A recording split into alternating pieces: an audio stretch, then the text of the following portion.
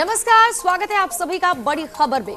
औद्योगिक नगरी के नाम से विख्यात निस्सादेह कोलियारी प्रबंधन की लापरवाही से भारत सरकार के अनुशांगिक इकाई ईसीएल यानी ईस्टर्न कोल फील्ड लिमिटेड के मुंगबा एरिया के मंड कोलियारी बंद होने की कगार पर है। प्रबंधन के इस लापरवाह रवैये के कारण अब कोलियारी मजदूर यूनियन एक मंच पर आकर प्रबंधन के इस तुगलकी फरमान का विरोध कर रहे हैं और मजदूर अनिश्चितकालीन धरने पर जा बैठे हैं। बड़ी खबर में इसी पर करेंगे चर्चा।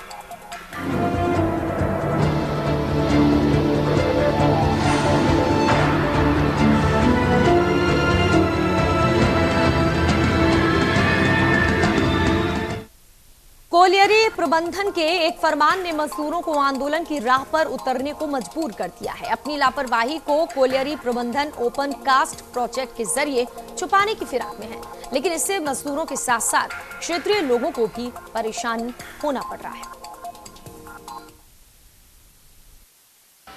ईसीएल का मंड कोलियारी ये एक भूमिगत खदान है जहां पर तकरीबन 350 मजदूर कार्यरत हैं।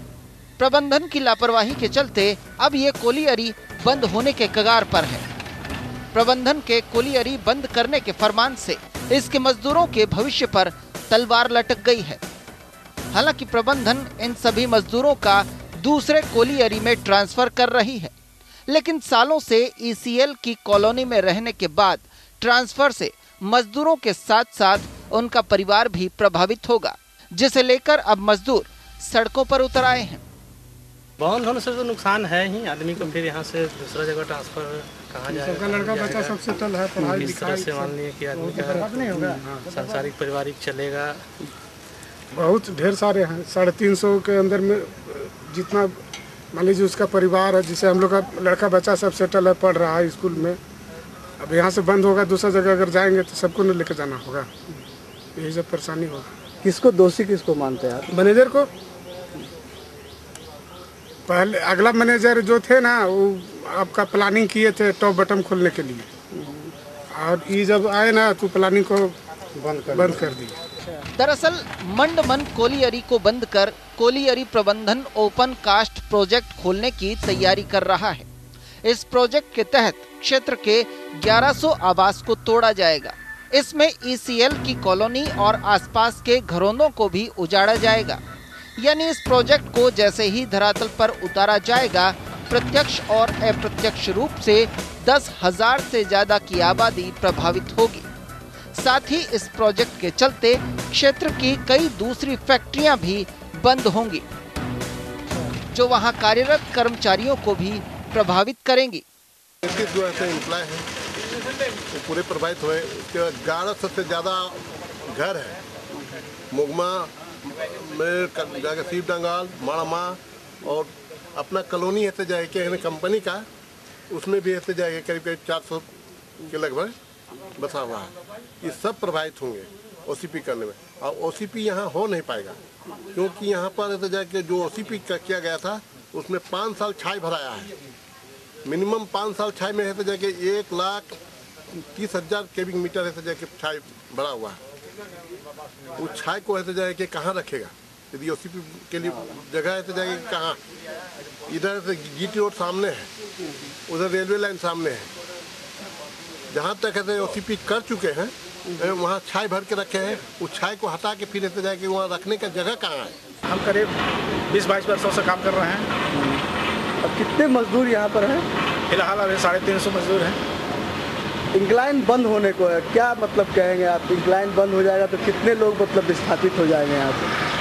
देखिए, ये तो मैनेजमेंट का अपना साजिश है। इंक्लाइन के यदि बंद होने से यहाँ करीब आपका 4 से 5 हज़ार आदमी का रोजी रोटी यहाँ जुड़ा हुआ है।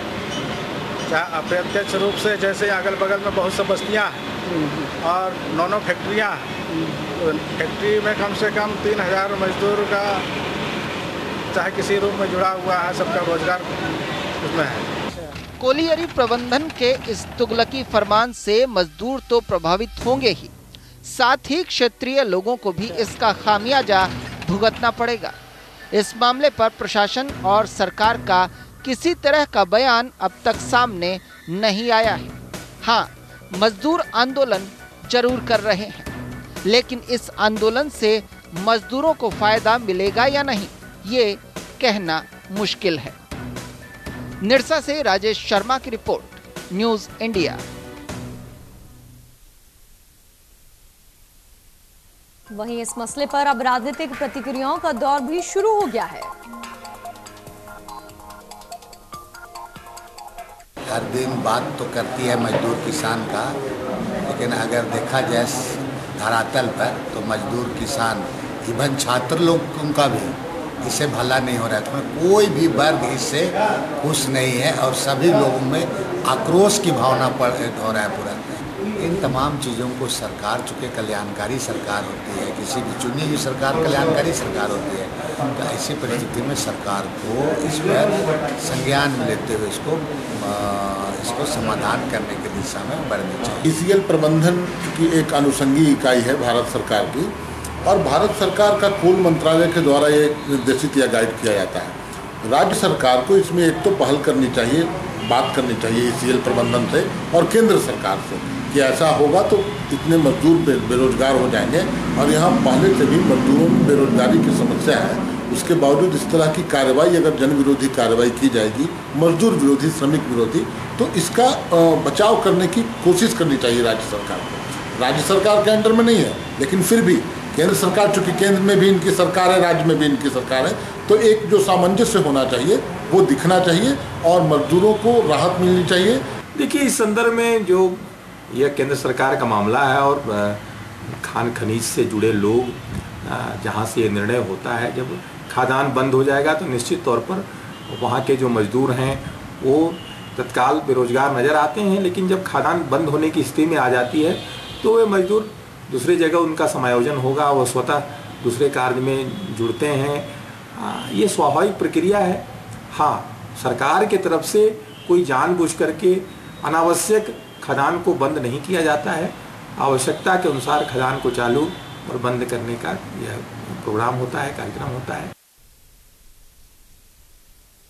तो आपने सुना, अनावश्यक खदान को बंद नहीं किया जाता है, आवश्यकता होती है तभी बंद किया जाता है। ऐसी कैसी आवश्यकता है कि 350 मजदूर का ट्रांसफर होगा, 10,000 की आबादी से प्रभावित होगी, क्या है आवश्यकता?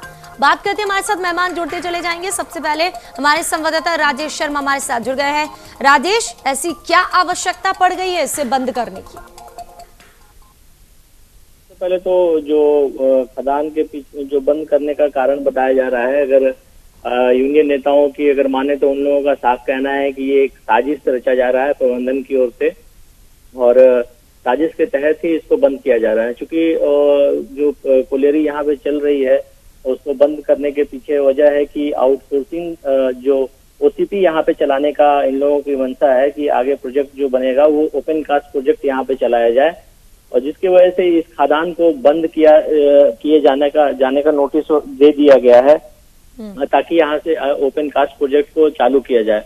और ओपन कास्ट प्रोजेक्ट जैसे ही धरातल पे उतरेगा तो उसमें आउटसोर्सिंग कंपनियां को लगाया जाएगा, और आउटसोर्सिंग कंपनियां चूंकि पूरी तरह से कॉर्पोरेटेड होती है तो इस तरह से वहाँ की मजदूरों को उनकी कोई जरूरत नहीं होगी, आउटसोर्स से सारा काम किया जाएगा।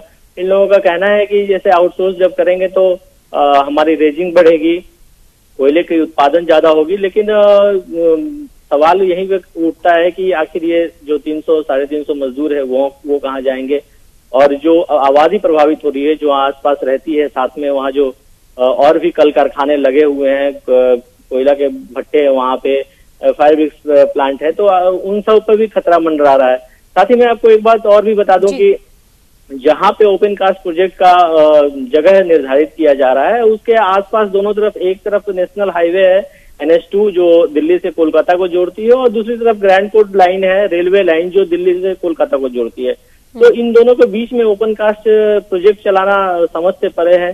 जो नेताओं ने कहा कि इस अवस्था में वो लोग सिर्फ सब्जवार दिखा रहे हैं, ओपन कास्ट प्रोजेक्ट की बात कर रहे हैं, लेकिन ऐसा कुछ नहीं है। कागज में चूंकि एक रिपोर्ट भी इससे पहले ECL की खुद की रिपोर्ट है कि यहाँ ओपन कास्ट हो पाना संभव नहीं है, तो इसे अगर प्राथमिक तौर पे देखें तो इसे साजिश ही देखा जा रहा है। जी। अब जो मुगमा एरिया है उनकी तरफ से कोई बयान आया सफाई आई कि इन मजदूरों का क्या होगा, आप पैसे देंगे, क्या करेंगे? अब इन मजदूरों के सामने तो बड़ी मुश्किल आ गई, आंदोलन कर रहे हैं ये। जी बिल्कुल, मजदूर तो बिल्कुल अनिश्चितकालीन हड़ताल धरना पे चले गए हैं और प्रबंधन का कहना है कि जो यहाँ के जो मजदूर हैं उनको दूसरे कोलियरियों में शिफ्ट किया जाएगा और अन्य जगहों पर इन लोगों को भेजा जाएगा। लेकिन भेजने से ही समस्या का समाधान नहीं हो जाता है, क्योंकि मजदूर यहाँ पे काफी दिन से रह रहे हैं, उनके बच्चों का, उनके परिवार का भरण पोषण यही हुआ है। पढ़ाई लिखाई की बात करें बच्चों की तो सब यहीं पे पढ़ लिख रहे हैं, तो कहीं ना कहीं वो पूरा प्रभावित हो जाएगा, बच्चे का पठन पाठन प्रभावित होगा और मजदूर यहाँ से जाने से कतरा रहे हैं। उन लोगों के सामने एक बड़ी समस्या खड़ी हो गई है कि आखिर कैसे इस समस्या से निपटा जाए। और इस बीच प्रबंधन से यूनियन की वार्ता भी हुई है, तो वार्ता के बाद जो यूनियन नेता है उन लोगों ने अपना प्रस्ताव रखा कि आप डीप करके के यहाँ से कोयले का रेजिंग कीजिए, लेकिन प्रबंधन ने साफ तौर से मना कर दिया कि वो पॉसिबल नहीं है, उस तरीके से काम नहीं किया जाएगा। हम लोग इसको प्रपोजल में ला चुके हैं और वो ओपन कास्ट ही प्रोजेक्ट बनाया जाएगा। जी, यानी प्रबंधन को कोई फर्क नहीं पड़ता है कि जिन मजदूरों ने दिन रात एक करके आपके लिए सब कुछ किया, अब जब उनकी सुनने की बारी आई है तो आप अपना मुनाफा देख रहे हैं, ये नहीं देख रहे कि उतने परिवारों का क्या होगा? जी बिल्कुल, प्राथमिक अगर देखा जाए तो प्रबंधन सिर्फ अपना ही देख रही है, क्योंकि कोयले के यहाँ जो जितने ही मजदूर हैं वो अपना उम्र खत्म कर चुके हैं कोयला निकालने के लिए और इस संस्था से जुड़ करके। लेकिन प्रबंधन को उन सबसे कोई हितैषी नहीं है, वो सिर्फ और सिर्फ अपना मुनाफा देख रही है प्रबंधन कि आखिरकार हम कैसे यहाँ से मुनाफा कमाएं, और मजदूर को जहाँ जाना है, जैसे जाना है, वो उसको अपनी स्थिति पर छोड़ने को भी विवश कर रहे हैं। यही वजह है, यही वजह है। कंपनी अपना फायदा ही देखती है, लेकिन सरकार को नजर नहीं आ रहा है ये सब कुछ। बड़े बड़े एमओयू करके आप में सबमिट करके यहाँ पर उद्योगपतियों को बुला रहे हैं काम करने के लिए, और यहाँ वो अपनी मनमानी कर रहे हैं। जी बिल्कुल, देखिए मैं आपको एक और बात बता दूं कि ये जो निरसा जो क्षेत्र है, जिस क्षेत्र की मैं बात कर रहा हूँ जहाँ पे ये कोलियरी और खदान है, वो क्षेत्र एक समय में औद्योगिक नगरी के रूप में जाना जाता था और विश्व पटल पे इसकी पहचान थी। बड़े बड़े कल कारखाने यहाँ हुआ करते थे, लेकिन ये सरकार की क्या पॉलिसी है, कौन सी नीति है, कैसे नीति से ये सरकार चल रही है, जिसके कारण लगातार जो उद्योग धंधे हैं, वो कल कारखाने हैं, वो बंद होते जा रहे हैं और नए कारखाने खुलवाने के पीछे सरकार पड़ी हुई है, लेकिन जो बंद पड़े कारखाने हैं और उस तरह के उद्योग हैं उनको खुलवाने के लिए कोई पहल नहीं हो रहा है, जिसके कारण जो भी यहाँ मजदूर थे, जब लोग कहा करते थे कि यहाँ हर रोज होली दीपावली होती है, लेकिन आज वो स्थिति यहाँ नहीं है। हर एक तरफ भुखमरी की स्थिति बनी हुई है, यहाँ बेरोजगारी बढ़ी हुई है। तो इन सब चीजों को पे भी सरकार को ध्यान आकृष्ट करना चाहिए था और जो कल कारखाने बंद पड़े हुए हैं उनको खुलवाया जाए। जो अभी बंद होने की स्थिति में है तत्काल, जो अभी हम लोग जिसकी बात कर रहे हैं, उस पर सरकार को अपना दखल अंदाजी करनी चाहिए थी कि आखिर क्या वजह आन पड़ी है कि तत्काल इसको बंद किया जा रहा है, जबकि मजदूर नेताओं की अगर माने तो यहाँ और भी उपाय हैं जिससे कोयले की निकासी की जा सकती है। ठीक है, अब ये जानना चाहेंगे कि क्षेत्र के विधायक सांसद कौन है? उम्मीद उनसे बढ़ जाती है कि हमने आपको वोट दिया, हमारी आज जरूरत है, आप हमारी मदद करिए, वो किस पार्टी के हैं? जी, यहाँ जो सांसद है वो भाजपा से हैं, पशुपति नाथ सिंह जी हैं जो भाजपा से हैं, और जो निरसा के जो विधायक हैं वो मार्क्सवादी है, मार्क्सवादी समन्वय समिति है और उससे हैं, उस पार्टी से हैं मिस्टर अरूप चटर्जी जी। तो उन लोगों की जिम्मेदारी तो खासतौर पे बढ़ती है, क्योंकि जनता ने उनको चुन करके उन गद्दी पे बिठाया है और अपनी समस्या का समाधान करने के लिए ही। लेकिन सांसद महोदय को भी इस पर सोचना चाहिए था, अपनी बात को रखना चाहिए था एक उचित माध्यम से, ताकि सरकार इस पे कार्रवाई कर सके। और राजेश, कहीं इसलिए तो नहीं वो कर रहे हैं कि भाई अपनी पार्टी के खिलाफ जाएंगे तो आगे मुश्किलें खड़ी हो जाएंगी? बिल्कुल संभव ये हो सकता है, क्योंकि सूबे में भाजपा की ही सरकार है और अगर उनके खिलाफ अगर आवाज उठाएंगे तो ये संभव है कि उनकी मुश्किलें बढ़ सकती है। तो ये एक वजह माना जा सकता है। सांसद तो विरोध नहीं कर रहे हैं क्योंकि उनकी पार्टी की सरकार है, लेकिन विधायक जुड़ गए हैं एमसीसी से। अरुण चटर्जी साहब, बहुत बहुत स्वागत है आपका। जी नमस्कार, बोलिए। कोयलेरी बंद होने के चलते मजदूर परेशान हैं, चिंता है उन्हें अपने परिवार की। अब ऐसे में आप उनके लिए क्या कर रहे हैं क्षेत्र के विधायक होने के नाते? नहीं, मैं मजदूरों के साथ अंडरग्राउंड गया था खुद भी, और नियम से उसमें डीप माइन और एक सिम है जिसको पकड़ने की बात थी, जो 2 साल 3 साल पहले एक फाइल गई थी, लेकिन किसी कारणवश उसको उस फाइल को प्रोसेस नहीं हो सकी। अब जब स्थिति ये आ गई जो उस सिम में और काम नहीं किया जा सकेगा और मैनेजमेंट साजिश करके बंद कर रही ताकि वहाँ ओपन कास्ट माइंस खोला जाए। मैनेजमेंट की एक साजिश है जो अंडरग्राउंड माइंस सभी जगह बंद करके आउटसोर्सिंग को दे दे ताकि सब लोग मिलके इससे लूट खसोट कर सके। तो आप क्या कर रहे हैं? आप विरोध कर रहे हैं? नहीं, हम प्रदर्शन कर रहे हैं? विधानसभा में उठाया आपने या आप मानसून सत्र में उठाएंगे? नहीं, ये मामला विधानसभा का नहीं है क्योंकि कोलियरी देश के सेंट्रल गवर्नमेंट के अंतर्गत आता है, कोल मिनिस्ट्री के अंदर। सेंटर से लेकर स्टेट तक, सेंटर से लेकर स्टेट तक बीजेपी की सरकार है और जिस राज्य में ये सब कुछ चल रहा है उद्योगपतियों को वो बुला रहे हैं और अगर वही अगर इसमें हस्तक्षेप नहीं करेंगे तो फिर क्या मतलब होगा? उन्हीं की जनता तो परेशान हो रही ना। नहीं, ये मामला पार्लियामेंट में उठना चाहिए था। हम लोग जमीनी स्तर पर इसकी लड़ाई लड़ रहे हैं ताकि ये बंद ना हो। चलिए, आप लड़ाई लड़ रहे हैं। बीजेपी नेता हमारे साथ जुड़ गए हैं। मनु तिवारी जी, बहुत बहुत स्वागत है न्यूज इंडिया पर। मनु तिवारी जी, आखिर ऐसी क्या आवश्यकता आन पड़ी कि कोयलरी बंद की जा रही है जबकि जो मजदूर है वो कह रहे हैं साजिश के तहत हो रहा है, सरकार को इसमें हस्तक्षेप करना चाहिए? जी मैडम, मेरा कहना यही चीज है कि आउटसोर्सिंग का जो है वहाँ पर बहुत गांव भी बसा हुआ है और अभी सीएल काम देख रहे हैं कि जितना खदान है ना इसमें फ्लाइस भी डाला जा रहा है। वो फ्लाइस जो है ना बहुत दिक्कत का काम होता है। यहाँ का निरसा का जनता को बहुत दिक्कत हो रहा है। हमको तो समझ में नहीं आता है कि इसको परमिशन कौन दिया फ्लाइस डालने के लिए। जी हाँ मनु जी, हाँ बोलिए। केंद्र सरकार का ये मामला है, केंद्र में आपकी सरकार है, आप राज्य में अगर आप लोग हस्तक्षेप करेंगे, केंद्र के पास ले जाएंगे इस मैटर को तो केंद्र भी सोचेगा, लेकिन आप लोग तो शांत बैठे हुए हैं। देखिए मैडम, इसके बारे में हम तो बाहर में थे, हमको सूचना आज ही मिला है, ठीक है ना, तो हम वहाँ पर विजिटिंग करेंगे, क्या मैटर है उसके बारे में बता सकते हैं। मैटर क्या है हम आपको अभी बता देते हैं। राजेश हमारे संवाददाता जुड़े हैं। राजेश, आवाज आ रही है? जी बिल्कुल। मनु तिवारी जी मैटर जानना चाह रहे हैं, वो दर्द बताइए उन मजदूरों का जो आंदोलन कर रहे हैं, जो मांग कर रहे हैं। देखिए, ये मामला है मंडमन कोलियरी का, जहाँ पे लगभग 350 मजदूर कार्यरत हैं और जो कोलियरी प्रबंधन है ईसीएल के मुगमा एरिया के जो जीएम है उन्होंने चिट्ठी निर्गत कर दिया है कि इसको बंद कर दिया जाएगा और बंद करने के बाद ओपन कास्ट प्रोजेक्ट के रूप में इसको तब्दील किया जाएगा ताकि वहां से ज्यादा कोयले की निकासी हो सके। ये प्रबंधन का फरमान आ गया है, जिसके बाद मजदूर वहां पे हड़ताल पे चले गए, अनिश्चितकालीन धरना पे चले गए हैं और मजदूर जो जहां पे ओपन कास्ट प्रोजेक्ट बनना है वहां पे काफी मजदूरों के आवास भी हैं, तो उन आवासों को भी ध्वस्त किया जाएगा। साथ में नेशनल हाईवे है, वो ग्रैंड रोड रेलवे लाइन है, तो उन सब को वो सब भी प्रभावित होगी। तो ये भाजपा की सरकार है, उनको सोचना चाहिए कि आखिर मामला को कैसे और किस तरह से निपटारा किया जाए। भाजपा की सरकार, भाजपा के नेता सोचना जरूर चाहिए। मनु तिवारी जी, अब आपने सोच लिया, आपको दिख रहा होगा दर्द मजदूरों का। देखिए, मेरा कहना है कि आउटसोर्सिंग का विरोध नहीं कर रहे हैं, लेकिन मजदूर का जहाँ समस्या है उसको तो सॉल्व होना चाहिए। हाँ, मजदूर का जहाँ समस्या आता है उनको तो सॉल्व होना चाहिए ना।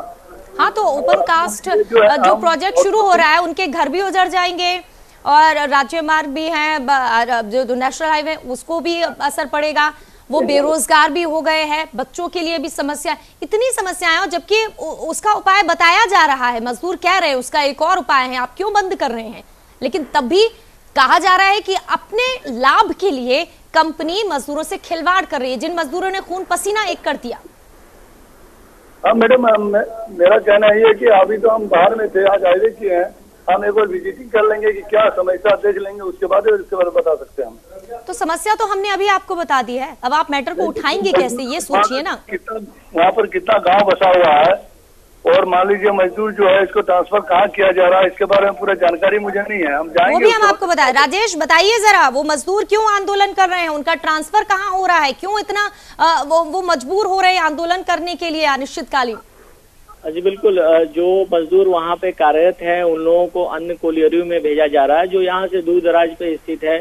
जो वहां से उनके जहां पे अभी वो रह रहे हैं वहां से और दूसरे कोलियरियों में उनको शिफ्ट किया जा रहा है, ताकि यहाँ पे ओपन कास्ट प्रोजेक्ट चलाया जा सके। क्योंकि ओपन कास्ट प्रोजेक्ट पूरे आउटसोर्स के माध्यम से चलाया जाएगा, इसलिए कोलियरी के मजदूरों की उन लोगों को जरूरत नहीं पड़ेगी। तो जितने भी मजदूर हैं उनको दूसरे कोलियरियों में शिफ्ट किया जा रहा है। यही आक्रोश का वजह है, यही वजह है कि वो लोग अनिश्चितकालीन अभी। चलिए मुन्नू तिवारी जी, आप अपना जवाब दीजिए। हमारे साथ मेहमान और जुड़ गए हैं, मुगमा एरिया के जीएम सदानंद सुमन जी भी जुड़ गए हैं। स्वागत है सदानंद सुमन जी। सवाल आपसे, अरूप चटर्जी आपके पास आना चाहेंगे, लेकिन उसके पहले मुन्नू तिवारी जी, आपने सुन लिया कहां पर इन लोग को ट्रांसफर कर रहे हैं, कितनी मुश्किलें हो रही हैं, अब बताइए आपका अगला कदम क्या होगा?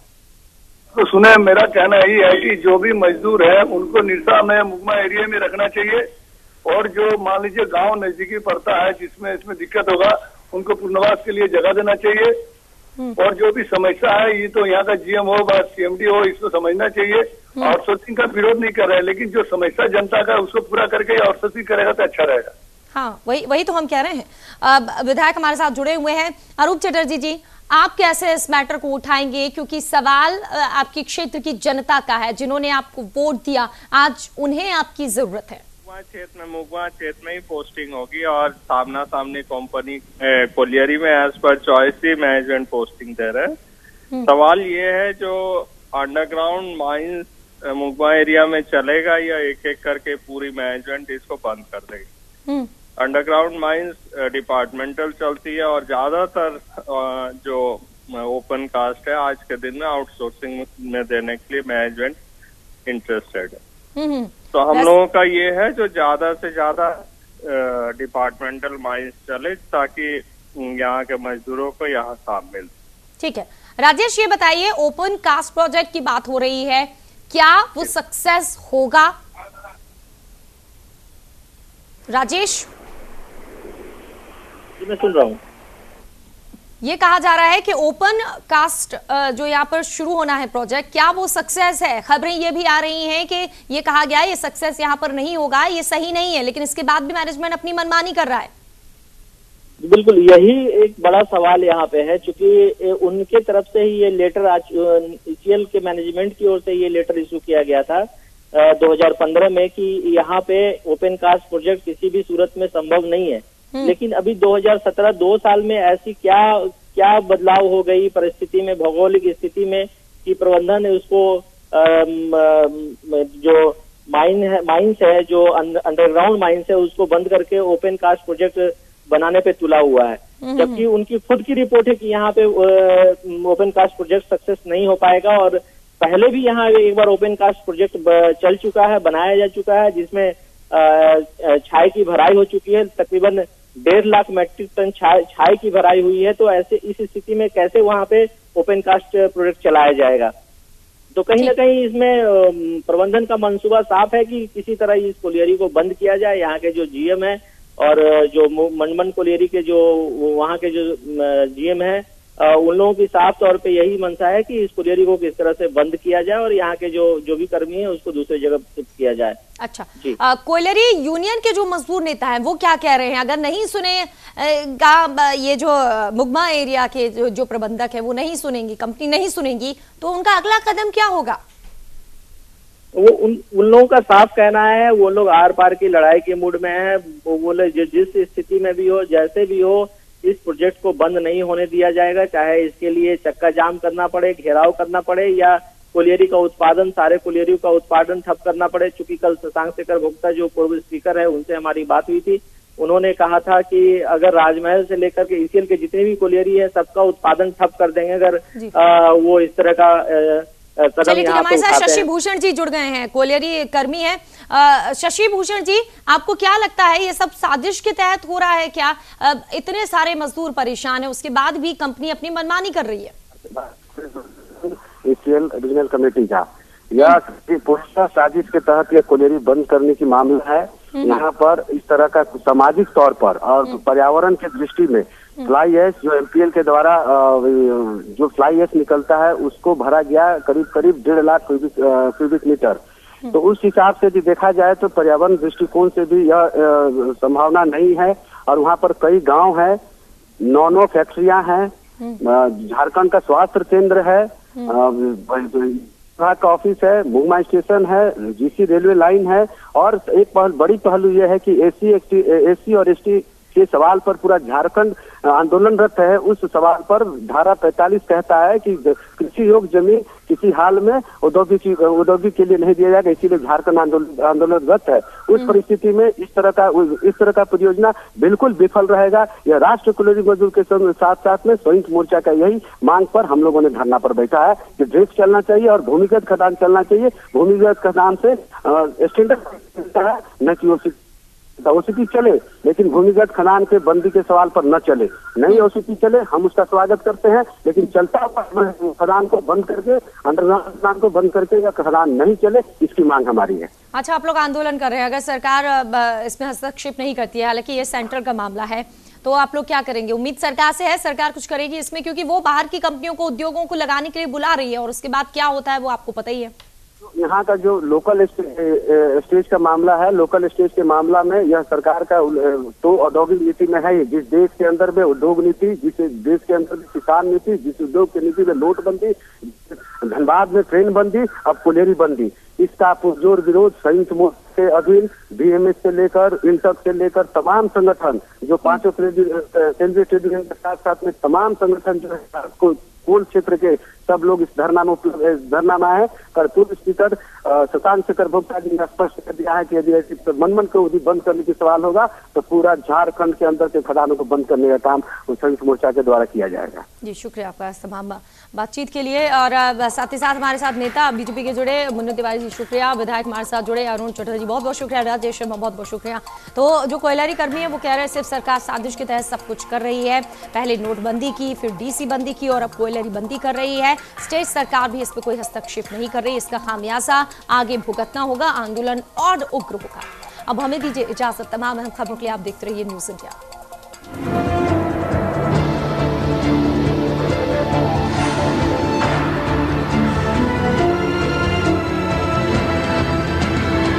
आप हमारे चैनल को YouTube पर सब्सक्राइब कर सकते हैं न्यूज इंडिया निम्स पर। इसके अलावा आप ट्विटर पर भी हमें न्यूज इंडिया 17 पर फॉलो कर सकते हैं। फेसबुक पर आप newsindia.nimsuni पर हमें लाइक कर सकते हैं।